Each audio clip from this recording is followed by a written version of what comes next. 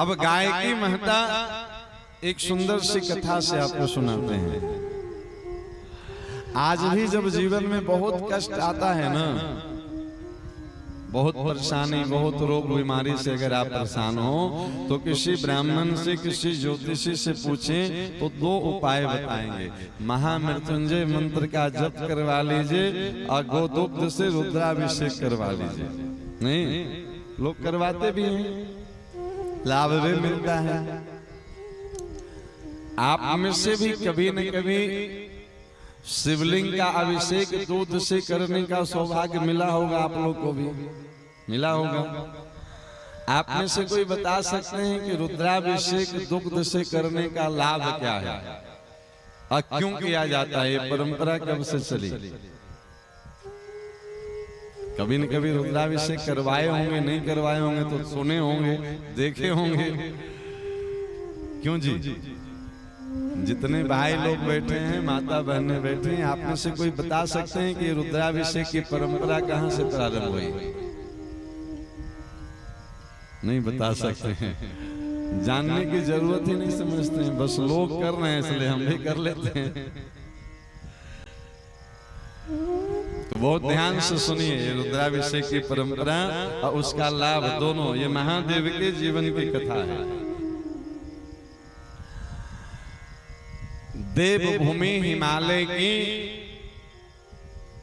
क्षेत्र में महर्षि औरव की कुटिया थी। अब महर्षि औरव हिमालय की तराइयों में, वन उपत्यकाओं में, गिरी कंदराओं में बहुत ही सात्विक तप कर रहे थे और तप बहुत प्रचंड अवस्था तक पहुंच चुकी थी। कंदमूल फल खा करके तप कर रहे थे और महर्षि औरव की तप की आंच जो है सो स्वर्ग तक पहुंची, देवराज इंद्र तक। अभी आप सुन रहे थे कि जब कोई तप करते हैं तो उन्हीं का सिंहासन हिलता है कि कहीं ये भगवान से इंद्रासन न मांग ले। महर्षि औरव का जीवन इतना परम पवित्र दिव्य सात्विक तप में लगे थे। महर्षि नित्य वन से देवदारू की लकड़ी लाते, होम धेनु गैया थी आश्रम में, जिसकी सुंदर देसी गैया की घी से देवदारू के काष्ठ की अग्नि प्रज्वलित करके और विधिवत अग्निहोत्र करते थे। हम लोग जो करते हैं वो होम करते हैं, अग्निहोत्र की थोड़ी विस्तृत विधि है। हम लोग क्या करते हैं, कंडा लकड़ी इकट्ठा करके अग्नि प्रज्वलित करके स्वाहा स्वाहा आहुति कर लेते हैं, यही मान लेते हैं कि यज्ञ हो गया। ये होम है। आहिताग्नि ब्राह्मण जो होते हैं उनके तप की बड़ी महिमा है, उनकी यज्ञ की बड़ी महिमा है। तो ऐसे आहिताग्नि ब्राह्मण थे महर्षि और उनकी तपस्या का प्रभाव इंद्र और इंद्र के सहित सभी देवताओं को विचलित कर रहा था। पर महर्षि और उनकी तपस्या के सामने देवराज इंद्र की कुछ चल नहीं पा रहे थे। उनकी हिम्मत नहीं हो रही थी कि इनकी तपस्या में हम विघ्न उत्पन्न करें। नहीं तो कथा आती है कि कितने तपस्वियों की तपस्या विघ्न उत्पन्न करने के लिए तपस्या में इंद्र जो है सो अप्सरा भेज दिया करते थे। इस बार इंद्र का वो हथकंडा भी नहीं चल रहा था। इंद्र के किसी अप्सरा में वो तेज नहीं थी, उसकी साहस नहीं थी कि महर्षि औरव के तप के सामने वो कहीं भी टिके।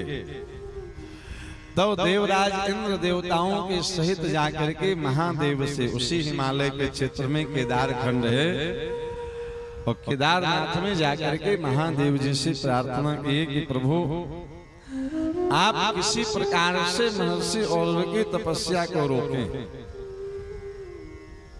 तो महादेव है, क्या कहना, आशुतोष तुम अब डरदानी। देवताओं की बात में आ गए महादेव जी बोले ठीक है, महर्षि और की तपस्या को हम अभी रोकते हैं। एक दिन की कथा आती है, महर्षि और जंगल से समिधा लाने गए थे, देवदारू के वृक्ष की काष्ठ लाने गए थे अग्निहोत्र के लिए। इतने में महादेव महर्षि और की कुटिया में प्रवेश किए और कुटिया के बाहर खड़े होकर के महादेव ने अपने तीसरे नेत्र से कुटिया को जला दिया। कुटिया जली तो कुटिया में जो उपासना के साधन के सामग्री थे सब धो धो के जलने लगी। महादेव कुटिया में अग्नि प्रवेश करवा करके केदारखंड में वापस आ गए। थोड़ी ही देर में महर्षि और जंगल से समिधा लेकर के आए तो देखिए महाराज उनकी कुटिया धो धो कर जल रही थी। महर्षि तो महर्षि, तेज तो था ही उनके तप का। अच्छा, महादेव ने कुटिया में आग क्यों लगाई थी, अभी आगे कथा में समझ में आ जाएगा। महर्षि और को उस कुटिया में आग लगी देख करके क्रोध आया। बस ये क्रोध ही तपस्या में सबसे बड़ा विघ्न उत्पन्न हुआ। महादेव जानबूझ के उनको क्रोध दिलाना चाह रहे थे। अभी हम आप ध्यान से कथा सुन रहे होंगे तो हम चर्चा किए कि वो सात्विक तप कर रहे थे। सात्विक तप में क्रोध जो है विघ्न है। महादेव जी को पता था कि कुटिया जलेगी तो महात्मा का जो है हृदय जलेगा, हृदय जलेगा, क्रोध उत्पन्न होगा और क्रोध उत्पन्न हुआ वहीं उनकी तपस्या भंग होगी। इसलिए कभी अनावश्यक क्रोध आए तो थोड़ा सीताराम राधे श्याम जप लीजिए, क्योंकि ये आपकी तपस्या का पूंजी खाएगा।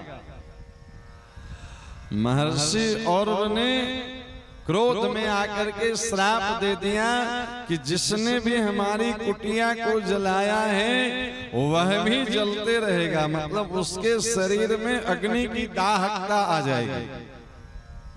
अब विचार करिए, कुटिया में आग कौन लगाए थे? वृथा न हो ये देव ऋषि वाणी, महाराज महादेव के शरीर में जलन प्रारंभ हुई। कहां? बर्फ के बीच में। केदारनाथ आज भी आप जाइए, उस बर्फ के बीच में भी महादेव के शरीर में महर्षि और की क्रोध की अग्नि की ज्वाला ऐसी प्रकट हुई कि महादेव उस ज्वाला को सह नहीं पा रहे थे।